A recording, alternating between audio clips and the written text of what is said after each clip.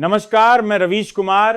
न मैं गोदी मीडिया का हिस्सा हूं, न किसी आईटी सेल का सिपाही और न ही किसी पार्टी का दलाल। मैं सिर्फ सच की तलाश में हूं और आज मैं आपके सामने एक ऐसी खबर लेकर आया हूं जिसने पूरे देश को हिलाकर रख दिया। एक खबर जो सवालों के घेरे में है, जो सियासत के गलियारों में गूंज रही है और जो लोकतंत्र के मायने पर सवाल उठा रही है। क्या आपने सुना? उपराष्ट्रपति जगदीप धनखड़ का इस्तीफा, जो कुछ दिन पहले देश की सियासत में भूचाल लाया था, उसे राष्ट्रपति द्रौपदी मुर्मू ने रद्द कर दिया। जी हां, रद्द कर दिया। और न सिर्फ रद्द किया, बल्कि धनखड़ को फिर से उपराष्ट्रपति की कुर्सी पर बैठने के लिए प्रेरित किया। यह क्या सियासी खेल है? क्या धनखड़ ने बीजेपी को चकमा देने की कोशिश की थी, या फिर यह सब एक सोची समझी चाल थी? आज 1 अगस्त 2025 की सुबह जैसे ही सूरज उगा, राष्ट्रपति भवन से खबर आई कि धनखड़ का इस्तीफा रद्द है। तो सवाल यह है, यह सब हुआ क्यों और अब बीजेपी का क्या होगा? आइए इस कहानी को शुरू से समझते हैं। दोस्तों, बात शुरू होती है 21 जुलाई 2025 से। संसद का मॉनसून सत्र शुरू हुआ था। सुबह से ही सियासी हलचल थी।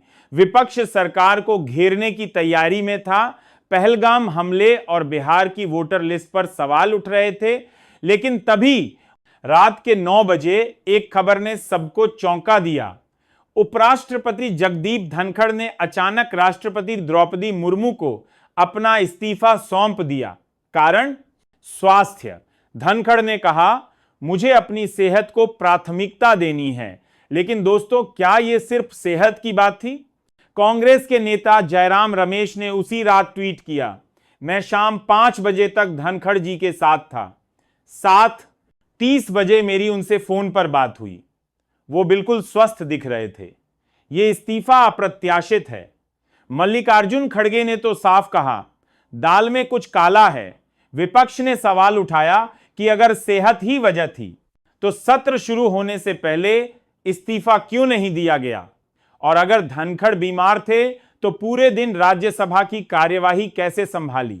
22 जुलाई की सुबह राष्ट्रपति द्रौपदी मुर्मू ने धनखड़ का इस्तीफा स्वीकार कर लिया। गृह मंत्रालय ने तुरंत गजट नोटिफिकेशन जारी किया। राज्यसभा में उपसभापति हरिवंश ने कार्यवाही संभाली, लेकिन सवालों का बाजार गर्म हो गया। विपक्ष ने कहा, यह इस्तीफा दबाव का नतीजा है। पप्पू यादव ने ट्वीट किया, यह कोई साधारण इस्तीफा नहीं बल्कि एक बड़ा सियासी खेल है। कुछ ने तो यह तक कहा कि धनखड़ को बीजेपी ने इस्तीफा देने के लिए मजबूर किया क्योंकि वो जस्टिस यशवंत वर्मा और जस्टिस शेखर यादव के खिलाफ महाभियोग प्रस्ताव स्वीकार करने जा रहे थे। लेकिन दोस्तों, यह महाभियोग का मुद्दा क्या था? दरअसल विपक्ष ने 2 जजों के खिलाफ महाभियोग प्रस्ताव लाने की तैयारी की थी। सत्ता पक्ष चाहता था कि यह प्रस्ताव रुके, लेकिन धनखड़ ने इसे स्वीकार कर लिया। क्या यही वजह थी कि बीजेपी का शीर्ष नेतृत्व धनखड़ से नाराज हो गया? सूत्रों ने बताया कि संसद सत्र से पहले संसदीय कार्य मंत्री किरेन रिजिजू ने धनखड़ को इस प्रस्ताव के बारे में सूचित किया था। लेकिन धनखड़ ने साफ कहा कि वो संवैधानिक जिम्मेदारी निभाएंगे। क्या यह संवैधानिक स्टैंड बीजेपी को रास नहीं आया? अब आते हैं 1 अगस्त 2025 की सुबह, जब पूरा देश ये सोच रहा था कि धनखड़ अब उपराष्ट्रपति नहीं है और बीजेपी नए उम्मीदवार की तलाश में है। तभी राष्ट्रपति भवन से एक चौंकाने वाली खबर आई। राष्ट्रपति द्रौपदी मुर्मू ने धनखड़ का इस्तीफा रद्द कर दिया। जी हां, रद्द। और न सिर्फ रद्द किया, बल्कि धनखड़ को फिर से उपराष्ट्रपति की जिम्मेदारी लेने के लिए प्रेरित किया। सूत्रों की माने तो राष्ट्रपति ने धनखड़ से लंबी बातचीत की। उन्होंने कहा, लोकतंत्र को आप जैसे संवैधानिक प्रहरी की जरूरत है। आपकी सेहत का ख्याल रखा जाएगा, लेकिन देश को आपकी सेवा चाहिए। धनखड़, जो पहले ही उपराष्ट्रपति आवास खाली करने की तैयारी में थे, इस अपील के बाद फिर से कुर्सी संभालने को तैयार हो गए।